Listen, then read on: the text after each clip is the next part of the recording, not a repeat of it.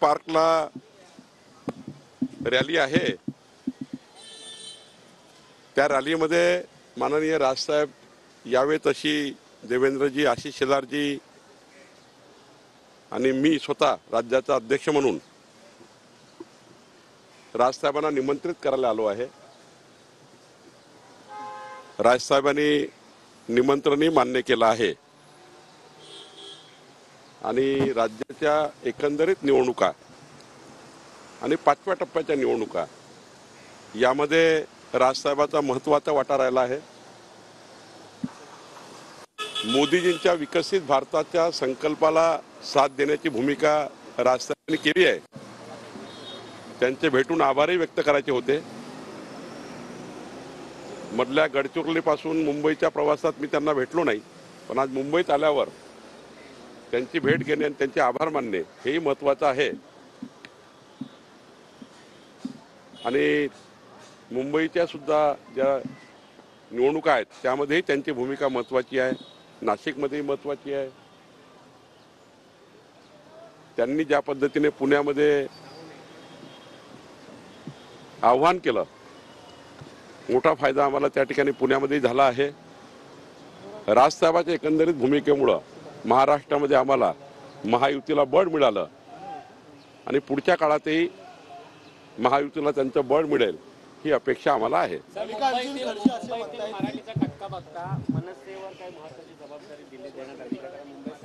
उद्धव ठाकरेंनंतर जे दुसरे मत आहे राज ठाकरे यांच्याकडे राजसाहेबांनी 17 तारखेला मोदींच्या सभेत त्यांची भूमिका ते मांडणारच आहे, पण त्यांना मी अजून विनंती केली आहे, आशिष शेलारजी, देवेंद्रजी सर्वांनीच महायुतीच्या नेत्यांनी विनंती केली आहे, अजून काळ त्यांनी जास्तीचा 18 तारीख आहे त्या काळात द्यावा, जेणेकरून महायुतीच्या उमेदवाराला बळ मिळेल। मल्लिकार्जुन खरगे असे म्हणतायत की भाजपच्या 200 पेक्षा जास्त जागा येणार नाहीत असं मी लिहून देतो, असं देखील ते म्हणतात। पृथ्वीराज चव्हाणांनी पण सांगितलंय की 250 जागा काँग्रेस पार्टी विरोधी पक्षनेता सुद्धा बसवू शकणार नाही त्यांच्या भरोशावर, ही स्थिती काँग्रेसची राहणार आहे। 240 सीट लढणारी काँग्रेस कसा काय प्रधानमंत्र्याचा विचार करू शकतं आणि विरोधी पक्षनेता बनवण्याची स्थिती सुद्धा काँग्रेसची राहणार नाही, ही देशामध्ये स्थिती आहे।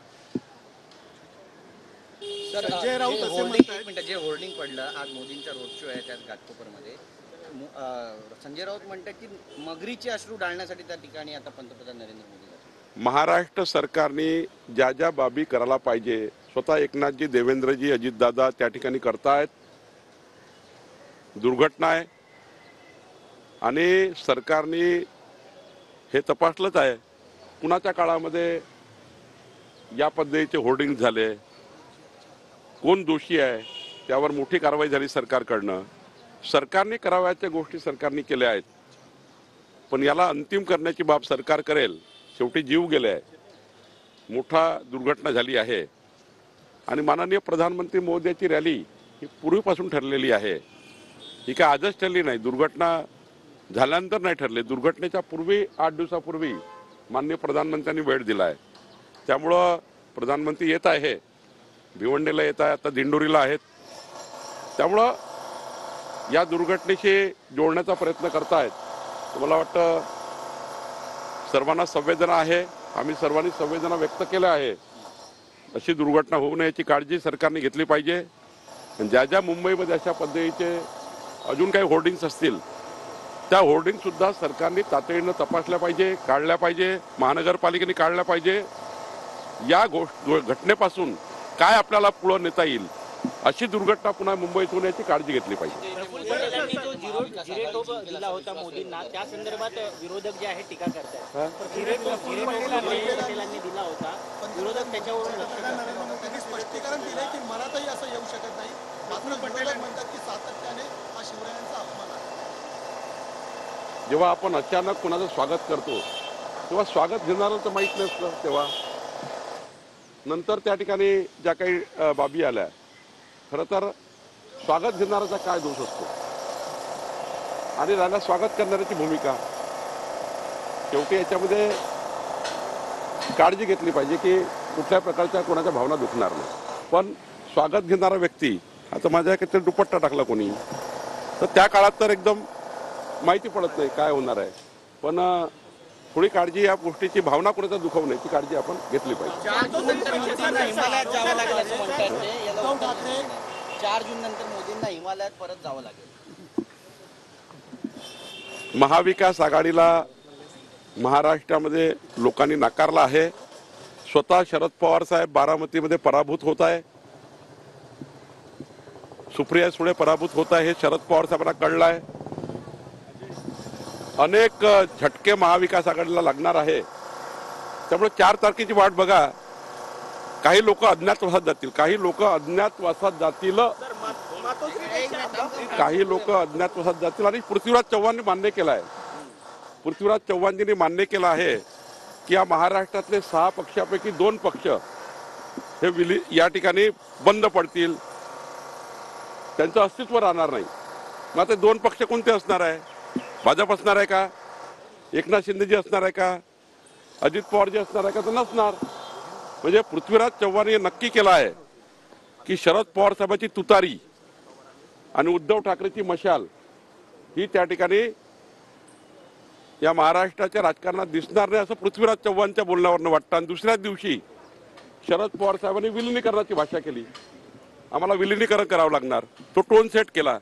याचा अर्थ पृथ्वीराज चव्हाणचं जे बोलणं होतं तेच या महाराष्ट्रात दिसणार आहे. महाराष्ट्रात 4 तारखेनंतर तुतारी आणि मशाल मात्र जमा होणार आहे. सर मातोश्रीपेक्षा आगामी काळात शिवतीर्थचं महत्व वाढवण्यासाठी राज आणि मोदी एकाच मंचावर इथं येत आहेत. शिवाजी पार्क आगामी काळामध्ये जर 17 तारखेला मोदींची इथे भेट होण्याची काय शक्यता वगैरे आहे का? शिवतीर्थवर अशा पद्धतीचं निमंत्रण वगैरे काय दिलेलं आहे का? मोदीजींना सभेला राजसाहेबांनी यावं असं देवेंद्रजी, मी, आशिष शेजारजी, आम्ही सर्वांनी त्यांना निमंत्रण देणे हे आमचं कर्तव्य आहे. राजसाहेबांनी विकसित भारताच्या संकल्पाला साथ देण्याचा घोषणा केली, ती अत्यंत महत्त्वाची होती. ती राज्याच्या जनतेलाही मान्य आहे, मराठी माणसालाही मान्य आहे. राजसाहेबांनी अत्यंत महत्त्वाचं पाऊल उचललं आणि त्यामुळे आमच्या पक्षाची ही महत्त्वाची भूमिका आहे की त्यांना आभार मानले पाहिजे, त्यांच्याकडे गेलं पाहिजे. आणि त्यामुळं त्यांच्या या भूमिकेने एक मोठी आम्हाला महायुतीला उभारी मिळाली आहे. आणि पुढच्या काळातही ते या पद्धतीच्या भूमिका घेत राहतील, हे महाराष्ट्राकरता महत्वाचं आहे. सर, लव जिहाद, लँड जिहाद नंतर आता वोट जिहादचा आरोप होतोय. आशिष शेलार म्हणताय वोट जिहादचे आका उद्धव ठाकरे आहेत आणि आता अशा प्रकारचे फतवे काढले जातात की मुस्लिम समाजाने उभाटा गटालाच मतदान करावं. हिंदू समाजासाठी सुद्धा असे काही फतवे निघालेत का? हे खरं आहे की मी कधी नव्हे, 32 वर्ष झाले मी अनेक निवडणुका लढल्या आहेत, पंचायत ते विधानसभेपर्यंत. अशा पद्धतीचे फतवे मस्जिदमधनं निघतात हे मी पहिल्यांदा बघितलं. आणि या पद्धतीचं जिहाद आपण बघितलं असाल भाषणातनं, ज्या पद्धतीने आदेश देण्यात आले आहे हे महाराष्ट्राने कधी बघितलं नाही. सुरुवात मस्जिदमधनं केल्या गेली, सुरुवात त्या ठिकाणी मताची जिहाद करण्यात आली. आणि याला खऱ्या अर्थाने उद्धव ठाकरेजी यांनी खतपाणी घातलं आहे. धर्माधर्मामध्ये, जातीजातीमध्ये तेढ लावण्याचं काम उद्धव ठाकरेंनी केलं आहे. आणि शरद पवार साहेबांचं राजकारण तुम्हाला माहिती आहे 77 पासूनचं. 1977 पासून जेव्हा जेव्हा पवार साहेबांना वाटलं तसं तसं सत्तेच्या राजकारणाकरता पवार साहेबांनी समाजामध्ये, धर्माधर्मामध्ये तेढ निर्माण करण्याकरता अनेक गोष्टी केल्या आहेत. आता त्याबद्दल मला जास्त बोलायचं नाही. अनेक उदाहरणं 77 पासूनची आहेत की जेव्हा जेव्हा त्यांना वाटलं तेव्हा त्यांनी सोयीचं सत्तेकरता राजकारण केलं आहे. आणि आता सुद्धा भारतीय जनता पार्टीला कोण हरवेल, भारतीय जनता पार्टीला कोण हरवू शकेल, महायुतीला कोण हरवू शकेल, त्यामुळं असं एक टोन सेट करून धर्माधर्मात वाद लावून मतं घेण्याचा प्रयत्न महाविकास आघाडी करत आहे.